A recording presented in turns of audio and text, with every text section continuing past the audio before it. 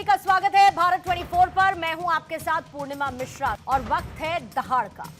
2008 मुंबई आतंकी हमला और उसका दोषी तहव्वुर हुसैन राणा, जिसे अमेरिका से भारत लाया गया है क्योंकि अमेरिका की अदालत ने यह मान लिया कि तहव्वुर राणा दोषी है। ऐसे में भारत की प्रत्यर्पण अर्जी को अमेरिका ने स्वीकार कर लिया और उसे भारत के हवाले कर दिया। सवाल यह है कि क्या एनआईए पूछताछ में तहव्वुर राणा पाकिस्तान के साथ अपना मेल और मुंबई आतंकी हमलों की साजिश रचने का खेल बताएगा या फिर पाकिस्तान के साथ यारी को निभाएगा। वैसे पाकिस्तान के विदेश मंत्रालय ने तहव्वुर राणा के साथ अपने रिश्तों से पल्ला झाड़ लिया है। तो क्या पाकिस्तान को डर सता रहा है कि कहीं उसके गुनाहों की पोल न खुल जाए, कहीं आतंकी साजिश की स्क्रिप्ट को दुनिया के सामने लाकर न रख दे? तो क्या इसीलिए पाकिस्तान ने इससे किनारा कर लिया? वैसे इसको भारत सरकार अपनी कामयाबी बता रही है, लेकिन विपक्ष ये कह रहा है इसमें कौन सी कामयाबी है। आज दहाड़ में होगी इसी पर चर्चा, लेकिन उससे पहले आई प्रतिक्रियाएं आपको सुनवा देते हैं। कांग्रेस सरकार के समय हम जिस होटल में खड़े हैं, यहीं पर आतंकवादियों ने हमला किया था। ये होटल पे लोगों की जान गई थी, लेकिन कांग्रेस की सरकार ने कुछ किया नहीं आरोपियों के ऊपर सख्त सजा दिलाने के लिए, बल्कि जो पकड़ा गया था कसब उसको भी बिरयानी खिलाते थे। ये मोदी जी का दृढ़ संकल्प था कि जिन लोगों ने हमारी देश पर आंख उठाई उनको सख्त से सख्त सजा मिले। पीयूष गोयल जो बात करता है कि कांग्रेस ने बिरयानी खिलाई, अब उनके पार्टी में ही है जिसने ये बात कही थी बिरयानी वाली, जिसका नाम है उज्जवल निकम, जो सरकार के वकील रहे कसाब के खिलाफ। उसने कहा था कि मैंने झूठ बोला था कि कसाब को बिरयानी दे रहे थे। ये उज्जवल निकम ने कहा है कि मैंने ऐसा ही झूठ बोल दिया था, इसलिए कि लोगों के मन में एक चिढ़ निर्माण हो जाए। आतंकी को, मुंबई हमले के आतंकी को ला रही है, तो इसमें मोदी सरकार की क्या उपलब्धि है? आज भी आतंकी हमले हो रहे हैं, हमारे जवान शहीद हो रहे हैं, इसकी चिंता कौन करेगा? इससे भी अपनी सरकार की उपलब्धि बता रहे हैं। जो सरकार का काम है वो तो किया नहीं। सियासत से इतर इस पूरी प्रक्रिया को समझने की कोशिश करेंगे। हमारे साथ डिफेंस एक्सपर्ट्स का एक पैनल मौजूद रहेगा। पाकिस्तान की भूमिका और पाकिस्तान का आगे क्या रवैया रहेगा ये भी समझना होगा, लेकिन उससे पहले आइए सवालों का जिक्र करते हैं और उसके बाद मेहमानों से आपका तारुफ करवाऊंगी। आज पहला सवाल जिस पर रहेगी चर्चा, 26/11 का दोषी तहव्वुर राणा को होगी फांसी। तहव्वुर की टेरर फाइल क्लोज करने का टाइम। भारत में फंदा तैयार, कसाब जैसा होगा इलाज। हाफिज, मजीद, हेडली आतंकी कब होगी इनकी हैंगिंग? सबका टाइम आएगा, फांसी नहीं तो गोली खाएगा। हमारे साथ मेजर जनरल ए के सिवाच रक्षा विशेषज्ञ के तौर पर मौजूद हैं। ब्रिगेडियर विनोद दत्ता साहब हैं, रक्षा विशेषज्ञ के तौर पर हमारे साथ मौजूद हैं। अचल मल्होत्रा पूर्व राजनयिक हैं, चर्चा में मौजूद हैं। पीएमएलएन के नेता इरशाद अहमद खान हमारे साथ अब से थोड़ी देर बाद जुड़ेंगे और जमीर अली दहतो वरिष्ठ पत्रकार हैं पाकिस्तान से, वो भी आज चर्चा का हिस्सा होंगे। आप सभी मेहमानों का बहुत बहुत स्वागत करती हूं और सिवाच साहब आपके साथ शुरुआत करती हूं और पाकिस्तान के पैनलिस्ट जुड़ेंगे तो चाहूंगी कि आप लोगों का एक 1-on-1 उनके साथ रहे सर, क्योंकि पाकिस्तान की नीति, नियत, उनके रवैये और उनकी आदत को आप सब लोग बहुत अच्छी तरीके से जानते हैं। लेकिन सिवाच साहब, सबसे पहले तहव्वुर राणा का भारत आ पाना और इस प्रत्यर्पण संधि के तहत अमेरिका का भारत का साथ देना, भारत के बढ़ते हुए कद को और 26/11 के दोषी तहव्वुर राणा के फेलियर को किस तरीके से देखते हैं आप? सच्चाई ये तहव्वुर राणा बहुत इम्पोर्टेंट है। अगर आपने एक व्यक्ति सुलझानी है जो कि मुंबई में अटैक हुआ था 26 नवंबर 2008 को, क्योंकि इसका मास्टरमाइंड था तहव्वुर राणा। तहव्वुर राणा एक आर्मी ऑफिसर था, ये डॉक्टर था, पाकिस्तान की आर्मी में 7 साल सर्व किया और फिर ये कनाडा शिफ्ट कर गया था। ये कैनेडियन सिटीजन पाकिस्तान ओरिजिन का था। सुनने में ये भी आया कि इसके पास ड्यूल सिटीजनशिप है। ये एक मास्टरमाइंड इसलिए था कि इसके पास इमिग्रेशन लॉ सेंटर था जो शिकागो में, उसका इसने एक शैडो ऑफिस मुंबई में खोला। जो भी रैकी की टारगेट्स की वो इसने कराई। डेविड हेडले को इसने ब्रीफ किया, डेविड हेडले के साथ मिलके ये इंटरफेस किया इन्होंने, जो कि लश्कर तोबा के आतंकवादी और आईएसआई के बीच में इन्होंने लॉजिस्टिक सप्लाई प्रोवाइड की, इसी ने एक प्रकार से इंटेलिजेंस भी दिया। तो ये सच्चाई है, ये एक मास्टरमाइंड था। अब क्या होगा इसके आने से, ऐसी क्या चीज है जो पहले नहीं हुई? देखो अभी तक क्या है, हमने 35 बार डोजर भेज चुके हैं पाकिस्तान को, और बार बार ये दिखाने के लिए कि पाकिस्तान की डायरेक्ट इन्वॉल्वमेंट थी, मगर पाकिस्तान उसको मानने को तैयार नहीं है। हाफिज सईद और लखवी वहां पर फ्री खुलते हैं। इसके आने से दूध का दूध और पानी का पानी हो जाएगा, क्योंकि वो जो डॉट्स हैं वो कनेक्ट हो जाएंगे। अभी तक पाकिस्तान ये बोलता रहा है कि उनके जो आईएसआई या पाकिस्तान की आर्मी इन्वॉल्व नहीं थी, नॉन स्टेट एक्टर थे, जबकि ये सबको पता है पाकिस्तान का जो मेजर इकबाल है वो इनके कंट्रोल रूम में एक प्रकार से कंट्रोल कर रहा था इस ऑपरेशन को। माजिद मीर बैठा हुआ था उनके साथ। इसके आने से आप देखेंगे कि वो सारे के सारे पुलंदे खुल के आ जाएंगे। पाकिस्तान की फौज, पाकिस्तान की आईएसआई की जो डायरेक्ट इन्वॉल्वमेंट है वो सारे वर्ल्ड के सामने आएगी। तो अब पाकिस्तान डरा हुआ है। पाकिस्तान नहीं चाहता था कि ताहिर राना आए, क्योंकि ताहिर राना ने सब कुछ बता देना है। क्योंकि जब ताहिर राना को कैसे पकड़ा गया था, वो डेविड हेडले जो था वो अप्रूवर बन गया अमेरिका में, और उसने जो कन्फेशन स्टेटमेंट दी उसमें उसने एक प्रकार से ताहिर राना का नाम लिया और ताहिर राना के बारे में उसने सब कुछ बताया। दूसरा एक सबसे इंपॉर्टेंट चीज है, ताहिर राना के आने से जो ओवरग्राउंड वर्कर और स्लीपर सेल जो भारत में थे, जिन्होंने इनकी मदद दी, जो देश में होकर देश का नमक खा के और देश के साथ नकारी की है, उनका भी वो भी उजागर होंगे। वो कौन से नुमाइंदे थे जिन्होंने यहाँ पर लॉजिस्टिक सपोर्ट इनको दी? तो मुझे लगता है इसके आने से कि बहुत कुछ होगा, और ये एक बड़ा आतंकवादी है, इसमें कोई शक नहीं। या आईएसआई के साथ जब से ये फौज छोड़ के कनाडा में गया था, ये आईएसआई के साथ इन्वॉल्व था, ये जिहादी माइंड का है। और ये जो व्हाट्सएप ग्रुप है, उन व्हाट्सएप ग्रुप का मेंबर था जिसमें जिहादी लोग हैं। तो ये सच्चाई है कि ताहिर राना का भारत में आना भारत की डिप्लोमेसी और भारत की गवर्नमेंट की बहुत बड़ी जीत है, और इससे काफी हद तक ये सॉल्व आउट होगा कि किस प्रकार से पाकिस्तान की आर्मी और पाकिस्तान की आईएसआई इस 26/11 का जो मुंबई अटैक था, जिसमें 175 के करीब लोग मारे गए और करीब के 250-300 इंजर्ड हो गए, इसके अंदर पाकिस्तान का किस प्रकार से हाथ था।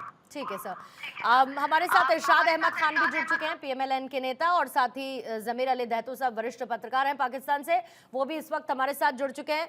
इरशाद अहमद खान साहब, कॉन्फिडेंस बचा है सर? किसी बात का डर तो नहीं महसूस हो रहा? आज भारत में बड़ी हलचल है, लेकिन ऐसा लगता है कि उस हलचल की तीव्रता पाकिस्तान में महसूस ना हो रही हो। ये मैं तो आपकी बेबसी पे हंस रहा हूँ सुबह से कि आपके शोर वावेला बिछा हुआ। अभी जनरल साहब झूठ बोल रहे थे कि ये व्हाट्सएप ग्रुप में था। 17 साल पहले व्हाट्सएप ग्रुप होता नहीं था। जनरल साहब कुछ तो सच बोल लिया कीजिए। आप क्यों झूठ बोलते हैं? देखिए 17 साल पहले मुझे बताइए कि कौन सा व्हाट्सएप था, कौन सा व्हाट्सएप ग्रुप था। हिंदुस्तान, पाकिस्तान में तो नहीं था व्हाट्सएप ग्रुप, पूरी दुनिया में नहीं था, शायद हिंदुस्तान में। तो अभी शायद यूपीआई भी नहीं होगा सर। इंडिया देखिए, मेरा तो इतना अच्छा इंटरनेट है कि मैं गाड़ी भी ड्राइव कर रहा हूँ, और आपको मैं आपसे खान साहब आपके टैलेंट की मैं दाद दे देती हूँ, क्योंकि आपने आते ही तो पहले हमारे एक्सपर्ट को आपने झूठा बता दिया। आपने व्हाट्सएप ग्रुप का जिक्र किया। चलिए मैं आपको उसके लिए थोड़ा सा लिवरेज दे देती हूँ, लेकिन मुझे दुख के साथ शायद ऐसा मुझे लगता है कि आपके यहाँ तो अभी यूपीआई भी नहीं होगा सर। तो इसका मतलब ये बोलने से रोकता तो इसका मतलब ये थोड़ी है कि यूपीआई कहीं पर भी देश दुनिया में काम नहीं कर रहा होगा, पाकिस्तान में नहीं होगा सर। नहीं 17 साल पहले कौन सा व्हाट्सएप था? नहीं, मैं ये कह रही हूँ कि तीव्रता कितनी महसूस हो रही है कि आज आपको दो काम करने पड़ रहे हैं सर। बात भी रखनी पड़ रही है, गाड़ी भी चलानी पड़ रही है। कहाँ जा रहे हैं खान साहब? बस मुझे कोई इमरजेंसी थी, मैं शो नहीं लेना चाह रहा था, लेकिन आपके प्रोड्यूसर ने कहा जी शो ले लीजिए, तो मैंने कहा चले। हिंदुस्तान को हम कभी जो है ना नाराज नहीं कर सकते, लेकिन हिंदुस्तान वाले मुझे सुबह शाम झूठ बोल के नाराज करते हैं। जनरल साहब से सवाल किया, मैंने बड़ा मासूमाना सा, जनरल साहब बताइए तो सही, व्हाट्सएप था 17 साल पहले? सिर्फ एक सवाल है मासूमाना सा। जनरल साहब बोलती चुप हो गई। कोई नहीं, सिवाज साहब बोल रहे हैं, आप बोल रहे हैं, आपकी आवाज नहीं पहुंच रही है। 50 साल पहले आर्मी से रिटायर हुए। पाकिस्तान के अंदर तो अभी भी नहीं है, पाकिस्तान में बलूचिस्तान में अभी तक नहीं है व्हाट्सएप। मेरे पास है तो मैं आपसे बात कर रहा हूँ। एक मिनट देखो सिवाज साहब, सच्चाई है इरशाद साहब, ना पाकिस्तान के अंदर यूपीआई है, ना वहाँ पर व्हाट्सएप है बलूचिस्तान में, ना आपका खैबर पख्तूनख्वा में। तो आप पाकिस्तान का मुकाबला क्यों करते हो कनाडा और अमेरिका से? वो बहुत आगे निकल चुके हैं। और ये जाति आप मुद्दे पर आ जाते हैं सिवाज साहब थोड़ा सा मुद्दे पर आते हैं। पाकिस्तान के पास क्या है क्या नहीं पूरी दुनिया को पता है सर, क्यों उसमें बात करके समय जाया? इनके पास आतंकी है ये भी सबको पता है, और ये आतंकियों को डिसोन कर देते हैं ये भी सबको पता है। अभी ये बताइए, तहव्वुर राणा को पहचानते हैं खान साहब या नहीं पहचानते हैं? जानते हैं तहव्वुर राणा कौन है? मैं तो आप लोगों को पहचानता हूँ, दहशतगर्दों से मेरा ना वास्ता है, ना हम दहशतगर्दी को पसंद करते हैं। मैंने तो सुबह से आपके चैनल्स पे चीख करके कह रहा हूँ उसको फांसी दीजिए, उसको एयरपोर्ट से लाइए, चेन डाल के उसके गले में, उसे हर चौक पे लटकाइए। कोई बात नहीं सुन रहा, बताइए। ताकि आइंदा दहशतगर्दी खत्म हो जाए दुनिया से।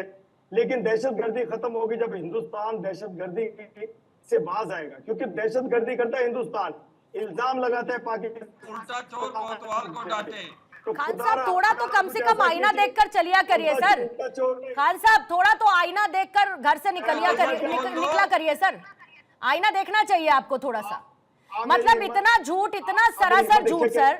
सुनिए ना, आतंकियों को आप डिसोन कर देते हैं, अपने जवानों को आप डिसोन कर देते हैं, लॉन्च पैड से जिनको भारत की सीमा में भेजते हैं उनको डिसोन कर देते हैं। मतलब किसी को भी तो आप अपनाने को तैयार नहीं। अब आपको तहव्वुर राणा भी नहीं पता सर कौन है? पता है ना पाकिस्तानी है तहव्वुर राणा है कि नहीं, ये बताइए। देखिए कि मैं ड्राइव भी,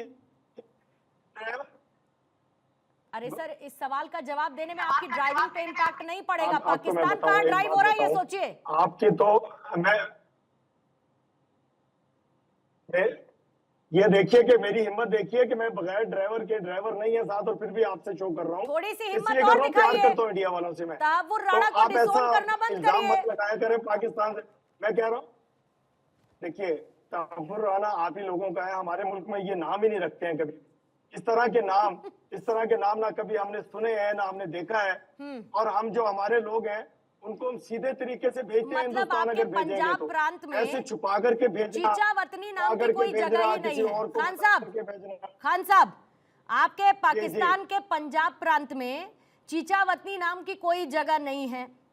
वहां पर कैडेट कॉलेज हसन अब्दल है ही नहीं, जहां से इस तहव्वुर राणा ने ग्रेजुएशन की। बहुत मशहूर है सर, बहुत मशहूर है। फिर उसी जगह पर डेविड कोलमैन हेडली से इसकी दोस्ती हुई, जहां पर दो दोस्तों ने मिलकर भारत के खिलाफ कैसी साजिश रची कि एक ने यहां आई रेकी की, उसके लिए दफ्तर खुलवाया, उसके लिए ऑफिस का इंतजाम किया। फिर आपकी ट्रेन की गई सारी की सारी ट्रेनिंग के साथ उस डेविड कोलमैन हेडली ने उन आतंकी गतिविधियों को उसी ऑफिस की आड़ में छुपाया। फिर उसके बाद 26/11 जैसे हमले को अंजाम दिया। ये सिर्फ भारत नहीं कहता, ये अमेरिका ने भी माना कि तहव्वुर राणा ने क्या किया, डेविड कोलमैन हेडली ने क्या किया।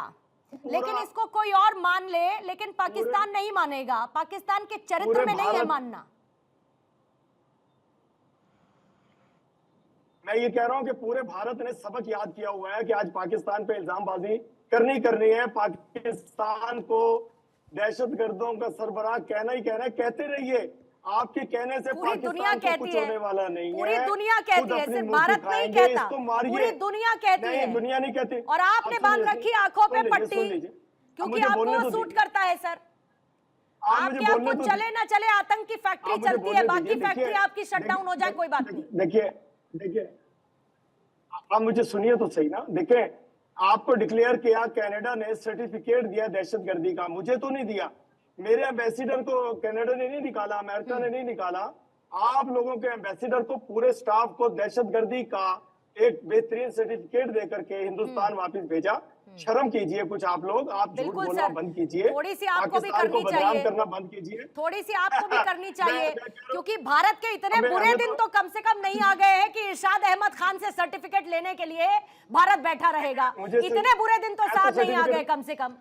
मैं तो सर्टिफिकेट दे ही नहीं रहा हूँ। और आपको जरूरत भी नहीं है अपनी ना सोच में ना अपने किसी शब्द के जरिए, आपको जरूरत भी नहीं है सर।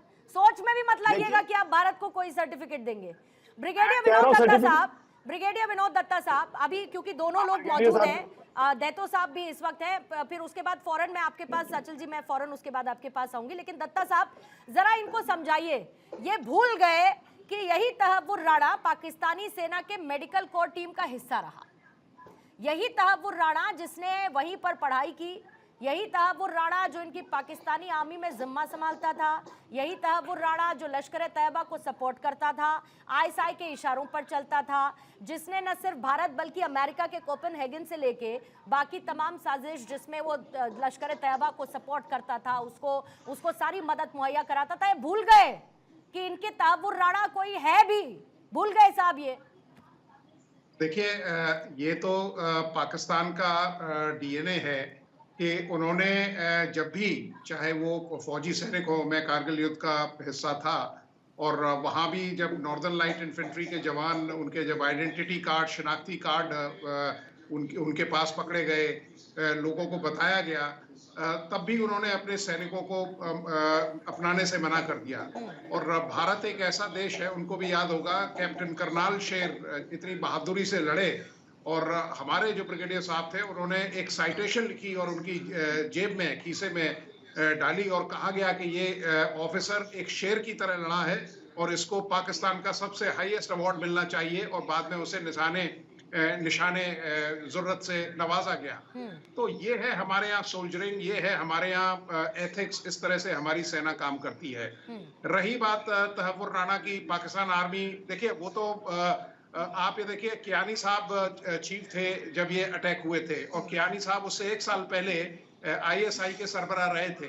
तो सारा, बल्कि मैं तो ये कहता हूँ कि भाई कियानी साहब को भी एक दहशतगर्द डिक्लेयर होना चाहिए, पाकिस्तान आर्मी के चीफ को भी दहशतगर्द होना चाहिए, क्योंकि उन्हें मालूम था, जब मेजर इकबाल, जब जनरल सिवाज साहब बता रहे थे कि वो ऑपरेशन को मॉनिटर कर रहा था, तो उनको भी दहशतगर्द डिक्लेयर करना चाहिए। और ये किस उसकी बात कर रहे हैं आप, मुझे बताइए क्या हालत है, सूरत हाल देखिए आप पाकिस्तान में। तो ये बिल्कुल इनका कहना सरासर गलत है। देखिए, पाकिस्तान आर्मी में वो बतौर मेडिकल ऑफिसर रहे हैं, उन्होंने वहां अपनी जो बुनियादी तालीम है वो वहां से हासिल करी है। और ये छोटे छोटे मुद्दों पे क्या है भाई, आप के साथ व्हाट्सएप ग्रुप नहीं था, ये कहने का मतलब जनरल साहब का ये था कि भाई व्हाट्सएप, ये 2008 में 9 में ट्रायल हुआ है, 10 में व्हाट्सएप ग्रुप वगैरह शुरू हो गए हैं। तो ये कहने का मतलब था कि देवर पार्ट ऑफ ए कार्टेल और ए कैबल। आप देखिए कारगिल क्या था, कारगिल भी तो एक कैबल के तौर पर हुआ था। डीजीएमओ जो थे पाकिस्तान के, उनको ये नहीं पता था कि साहब क्या ऑपरेशन होने वाले हैं, जो director general military operations plan करता है। तो वहां की जो रवायत है, वहां का जो वर्किंग इथोस है, वो बिल्कुल ऐसा ही है। ठीक है सर, ठीक है। एक बार जल्दी से मैं जमीर अली दैतो साहब आपके पास, फिर अचल सर मैं आपके पास आती हूँ। दैतो साहब, कल की क्या हेडलाइंस होंगी आपके पाकिस्तान के न्यूज़पेपर्स में? मतलब गलती से भी या ज़मीर जाग जाएगा या हकीकत हम एक्सेप्ट करने के लिए पाकिस्तान तैयार रहेगा तो लिख देगा क्या कि पाकिस्तानी तहव्वुर राणा? लिख पाएगा सर? देखिए, पाकिस्तान तहव्वुर राणा को तो कवर कर ही नहीं रहा पाकिस्तान का मीडिया, लेकिन मैं आपको एक चीज़ बताऊं कि देखें, तहव्वुर राणा के ऊपर जिस चीज़ का इल्ज़ाम है, उस वाक़े का बड़ा अफसोस था हमें, और हम उस टाइम पे इसको कवर करते रहे हैं पाकिस्तानी मीडिया में बैठ के। मैं उस वक्त एक टीवी चैनल में बतौर डायरेक्टर न्यूज़ काम कर रहा था। देखिए, 26/11 एक बड़ा अफसोसनाक वाक़या था, उसको हमने उससे भी कंडेम किया था, अब भी कंडेम करते हैं। लेकिन प्रॉब्लम ये है कि देखें, तहव्वुर राणा का आपने इस तरह से पाकिस्तान के साथ जोड़ दिया, ये ठीक नहीं है। प्रॉब्लम ये कि जो दहशतगर्द हैं वो सिर्फ दहशतगर्द होते हैं, वो ना हिंदुस्तानी होते हैं, ना पाकिस्तानी होते हैं, ना वो मुसलमान होते हैं, ना उनकी कोई कौमियत होती है। बुनियादी तौर पर ये सारे के सारे लोग क्योंकि पैसे के लिए काम करते हैं, पैसे लेके लोगों को मारना, बेगुनाह लोगों को शहीद करना, ये इनका काम है। अब देखिए, तहव्वुर राणा अकेला नहीं था, तहव्वुर राणा के साथ जो उसका मेन उस्ताद है, दैतो साहब, किसके इशारे पर तहव्वुर राणा ने ये किया होगा जो 26/11 हमला हुआ भारत में, मुंबई में, किसके इशारे पर किया होगा? चलिए, मैं एक बार को आपकी इस बात से इत्तेफाक रखती हूं कि दहशतगर्द दहशतगर्द होता है, ठीक है, उसके आगे मैं किसी सफिक्स प्रीफिक्स को नहीं जोड़ती। तो मुझे बताइए किसके कहने पर उसने ये काम किया होगा?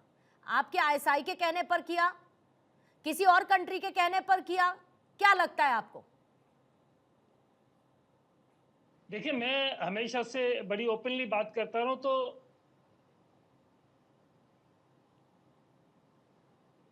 भी हम करते हैं तो कोई ना कोई बड़ा वाकया होता है। हिंदुस्तान और पाकिस्तान के दरमियान जब कोई बातचीत में बेहतरी किया आने लगती है, जब कोई चीजें बेहतर होने लगती है, तो फिर कोई ना कोई ऐसा बड़ा वाकया हो जाता है कि हम फिर कई सालों तक एक दूसरे से बातचीत करना बंद कर देते हैं बतौर कंट्री।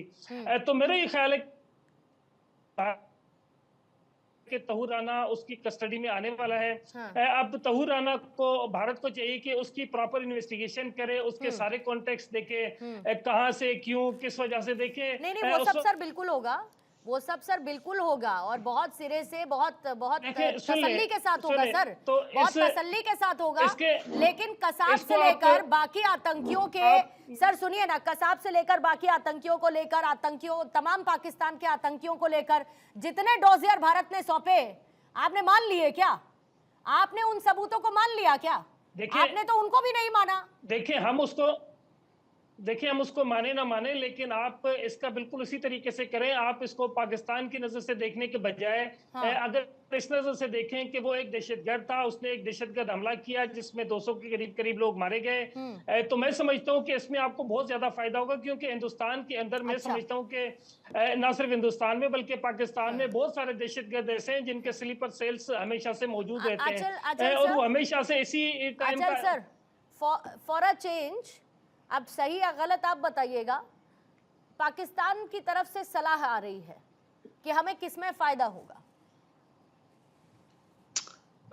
अरे देखिए, पाकिस्तान को हमें बताने की जरूरत नहीं कि हमें किसमें फायदा होगा, किसमें नुकसान होगा। ना हम उनकी सलाह से आगे बढ़ेंगे, ना हमें उनकी सलाह से कुछ लेना देना है। जमीनी हकीकत क्या है? पूरी दुनिया इस बात को जानती है कि पाकिस्तान आतंकवाद का एपिसेंटर है। मैं इनकी बात से इत्तेफाक रखता हूं कि किसी भी आतंकवादी का ना कोई धर्म होता है ना जाति होती है, लेकिन हकीकत तो ये भी है ना पाकिस्तान में कि पाकिस्तान में दो तरह की दहशतगर्दी है। एक तो वो है जो स्पॉन्सर्ड क्रॉस बॉर्डर टेररिज्म है, जिसका टारगेट हिंदुस्तान है, भारत है, और ये this has been proven beyond conclusively. दूसरी दहशतगर्दी वो है जो तरीके तालिबान पाकिस्तान है, जो पाकिस्तान की हुक्मरान के खिलाफ काम कर रही है, और वो समय समय पे अटैक करते हैं, और उसकी वजह जो है वो उनकी अपनी अंदरूनी हालत है। हाँ, बलूचिस्तान नेशनल लिबरेशन आर्मी भी है, वो अपनी पॉलिटिकल ऑब्जेक्टिव्स को पाने के लिए वो कर रहे हैं। तो वहां सिर्फ वो अपने आप को विक्टिम कार्ड दिखाने की कोशिश कर रहे हैं कि पाकिस्तान खुद एक विक्टिम है। ये भूल जाते हैं कि जो स्पॉन्सरशिप, ये इनकी establishment, deep state anti India terrorist को प्रमोट कर रही है। कोई तो होगा ना जो उसको सपोर्ट करता है। कहां से? ये कहते हैं कि पैसा लेके मरने के लिए चले जाते हैं, तो पैसा आता कहां से? कोई तो पैसा देता होगा ना उनको। तो जाहिर है कि स्पॉन्सर्ड, इसीलिए हम उसे स्पॉन्सर्ड टेररिज्म कहते हैं। तो इनसे ये मनवा लेना कि वहां पे कोई इस तरह का भी है कि भारत के खिलाफ एक स्टेट स्पॉन्सर्ड टेररिज्म है, वो हम भूल जाइए, फायदा नहीं है। हमेशा डिनायल मोड में रहते, इनके बंदे यहाँ मरे हुए भी होते हैं, तो ये उनकी डेड बॉडीज तक को लेने को तैयार नहीं होते हैं। तो अब सवाल ये कि हमारे, अब हम अपने पॉइंट ऑफ व्यू से देखें तो मुझे लगता है कि कुछ साल लगे, लेकिन वो उसकी वजह भी है कि एक्सट्राडिशन प्रोसेस 2009 में शुरू हुई थी, बट एक लंबी पेनफुल प्रोसेस होती है। इस पे हमारी एफर्ट्स काफी नहीं होती है।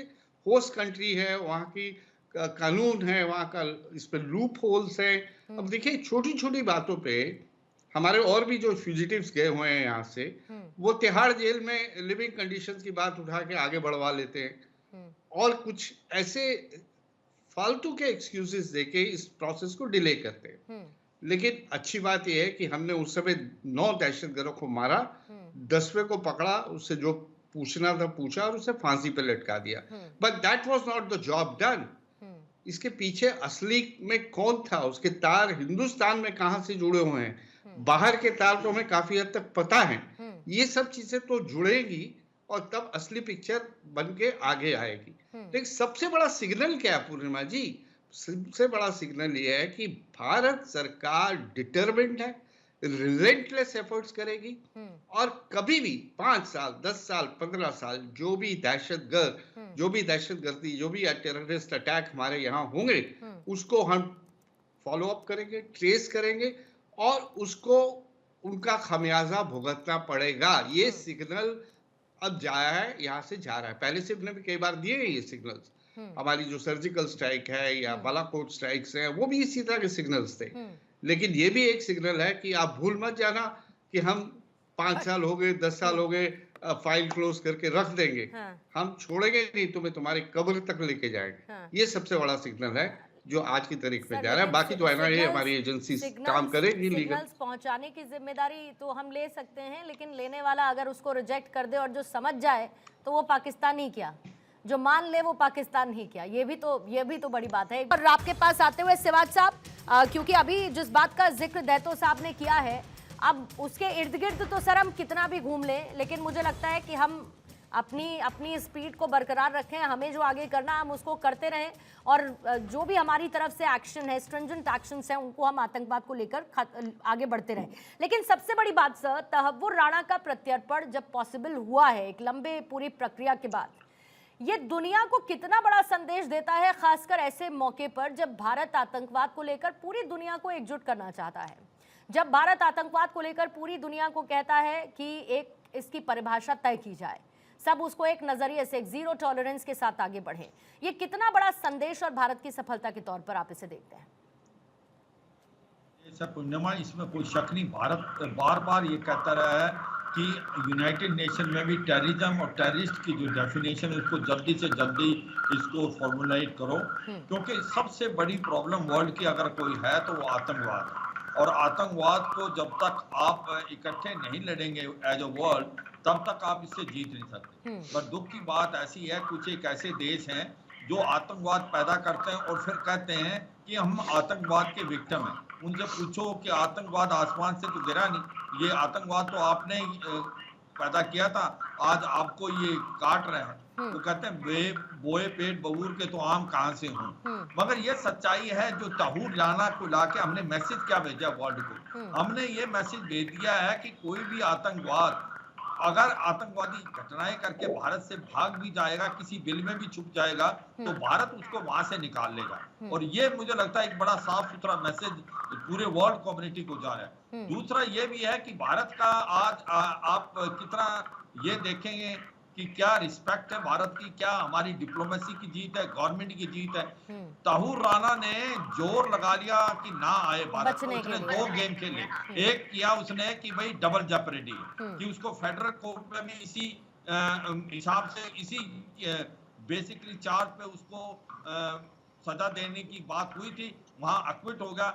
उसी चार्ज पे भारत भी इसको वापस मांग रहा है, मगर उनके कोर्ट ने ये प्रूव कर दिया जिस चार्जेस के लिए आप अक्विट हुए थे वो बिल्कुल अलग चार्जेस थे, और जिस चार्जेस के लिए भारत मांग रहा है वो बिल्कुल अलग है। और दूसरा एक उन्होंने मर्सी पिटीशन डाली कि जो कि एक इमरजेंसी मर्सी पिटीशन जो सुप्रीम कोर्ट में डाली थी, क्योंकि वो मुस्लिम हैं और पाकिस्तान ओरिजिन से हैं, तो उनको एक प्रकार से कोई फेयर ट्रायल नहीं मिलेगा। वो भी उनकी दर्द को नजरअंदाज कर दिया, क्योंकि वो एक प्रकार से आतंकवादी हैं और ये सुप्रीम कोर्ट में प्रूव हो गया यूएस में। और उनको ये था कि ये खुद अमेरिकी जांच एजेंसीज ने जब इस जांच को सर आगे बढ़ाया, जब इस जांच को आगे बढ़ाया तो खुद अमेरिकन जांच एजेंसीज को इसमें पाकिस्तान का कनेक्शन मिला। बहुत सारी ऐसी जानकारियां पूछताछ में सामने आई जिसका कनेक्शन सीधे पाकिस्तान से जुड़ा है, लेकिन इरशाद अहमद खान साहब मानेंगे नहीं।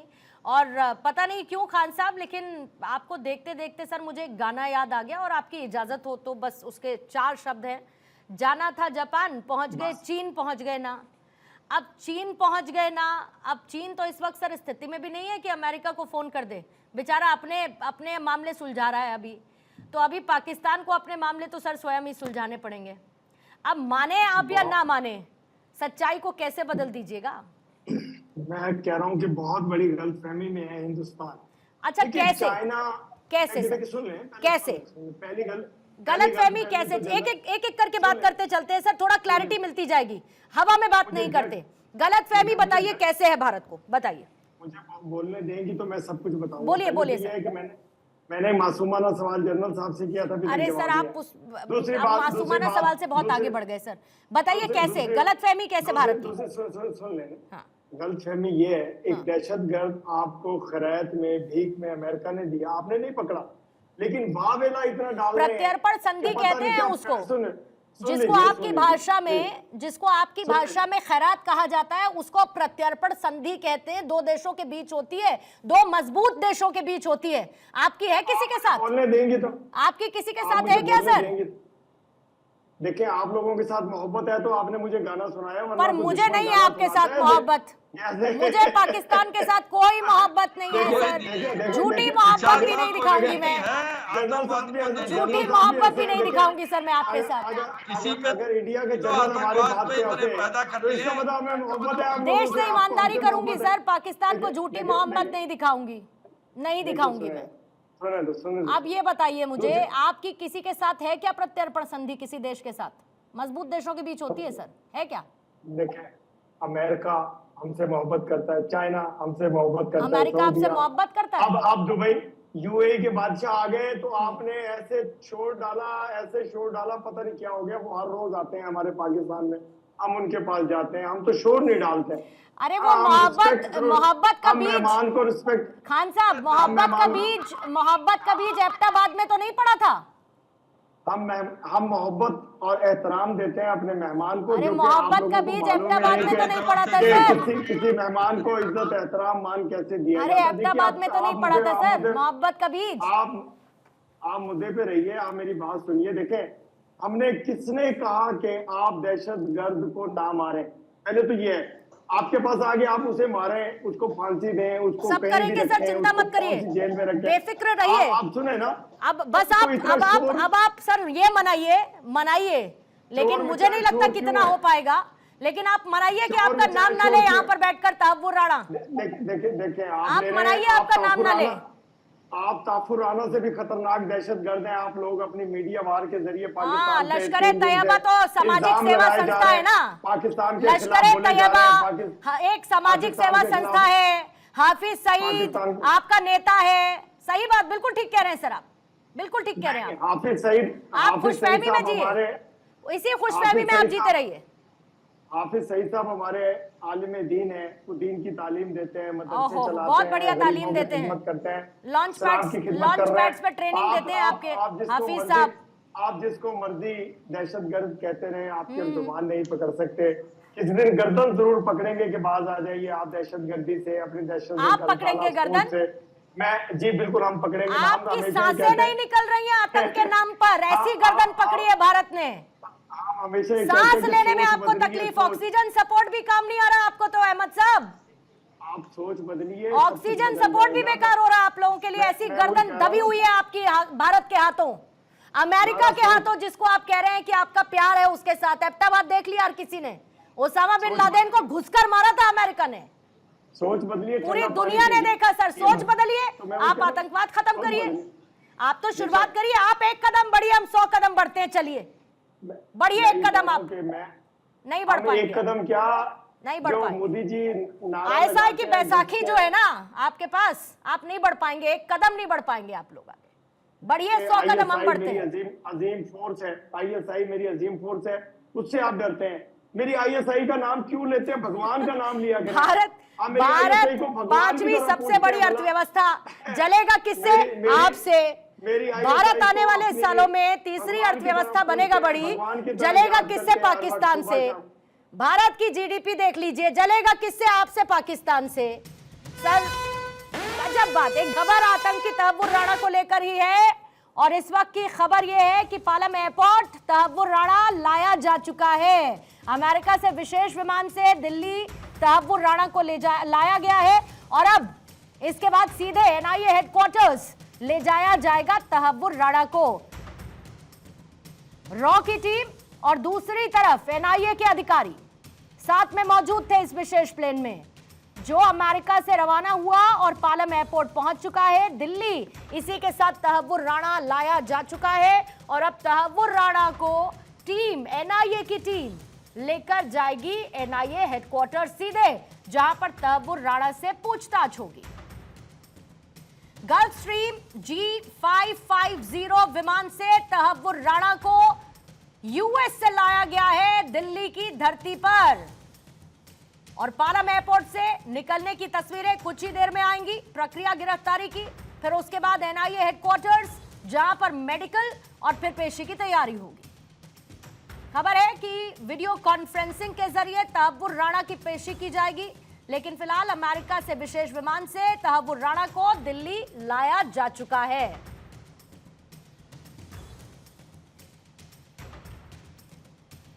पालम एयरपोर्ट पर विशेष विमान से यह लैंडिंग हुई है। 2018 से चली जो प्रत्यर्पण की प्रक्रिया थी आखिरकार वो पूरी हुई और इसका ऐलान डोनाल्ड ट्रंप की तरफ से पिछले उस दौरे में किया गया था जब प्रधानमंत्री नरेंद्र मोदी अमेरिका में मौजूद थे और उस वक्त इस प्रत्यर्पण संधि का जिक्र डोनाल्ड ट्रंप की तरफ से किया गया था। यह बताया गया था कि तहव्वुर राणा को सौंपा जाएगा भारत को और इसकी तैयारी बाकायदा हुई। इससे पहले एक बहुत इंपॉर्टेंट मीटिंग हुई जिसमें एनएसए भी शामिल रहे, विदेश मंत्री उसमें शामिल रहे और उसके बाद डिस्कशन हुआ। डिस्कशन के बाद कल वहां से तहव्वुर राणा को रवाना किया गया था। गल्फ स्ट्रीम G550 ये स्पेशल विमान है जहां पर एनआईए के एसपी प्रभात कुमार अमेरिका पहुंचे थे। पूरी ये टीम थी और अब ये टीम आतंकी तहव्वुर राणा को भारत ला चुकी है। पालम एयरपोर्ट पर स्पेशल विमान की लैंडिंग हो चुकी है। डॉक्टर्स की टीम इस वक्त एयरपोर्ट पर मौजूद है और एयरपोर्ट पर ही तहव्वुर राणा का मेडिकल होगा। गौरव इस वक्त मेरे साथ जुड़ चुके हैं। गौरव, ओवर टू यू पूरी इंफॉर्मेशन के साथ। बिल्कुल पूर्णिमा, अगर बता दूं तहव्वुर राणा का जो प्लेन है जिस प्लेन से उसको लेकर के आया जा रहा था वो यहाँ पर फिलहाल जो है लैंड कर गया है, जानकारी यही दी जा रही है। और अब जो पूरा प्रोसीजर है उसको यहाँ से लेकर के एनआईए हेडक्वार्टर निकलने का उसको पूरा पालन किया जाएगा। और अब से थोड़ी देर पहले ये इनपुट मिला है कि जो जिस विमान से उसको लेकर के आ रहे थे वो विमान इसी पालम वायुसेना के एयरपोर्ट पर जो है लैंड कर चुका है और जो तैयारियां हैं सुरक्षा को लेकर के वो बड़े चाक चौबंद तरीके से की गई हैं। और सबसे बड़ी बात यह है कि जिस गाड़ी में उसको लेके जाएंगे पूरी तरीके से वो जो गाड़ी है बुलेट प्रूफ गाड़ी है उसमें उसको लेकर के जाएंगे। और इसके अलावा एनआईए के 6 से 7 जो अफसर हैं वो अधिकारी हैं वो उसके साथ में मौजूद रहेंगे और आगे की जो प्रक्रिया होगी, क्योंकि एक लंबी ट्रेवलिंग के बाद वो यहाँ पर लौट रहे हैं, तो ऐसे में जब इसको यहाँ भारत लेके आया जाएगा उसके बाद से जो उसका मेडिकल है वो करवाया जाएगा। और पटियाला हाउस कोर्ट में पेशी से जुड़ी जानकारी आ रही है, लेकिन जो जानकारी मिल पा रही है एनआईए हेडक्वार्टर तक और पालम एयरपोर्ट से ये जो दूरी है महज 10 से 15 मिनट में पुलिस तय करेगी। उसके लिए एक पूरा जो ग्रीन कॉरिडोर तैयार किया गया है उस पूरे ग्रीन कॉरिडोर को के ही रास्ते ये जो पूरा काफिला है वो निकल करके जाएगा। कितनी देरी गौरव यहां से लग जाएगी एनआईए हेडक्वार्टर के लिए तहव्वुर राणा को निकलने के साथ ही? और साथ ही खबर इसको भी जरा कंफर्म कीजिएगा कि बिना देरी किए मेडिकल भी तहव्वुर राणा का वहीं पर किया जाएगा। अरेस्ट मेमो अभी भरा जा रहा है।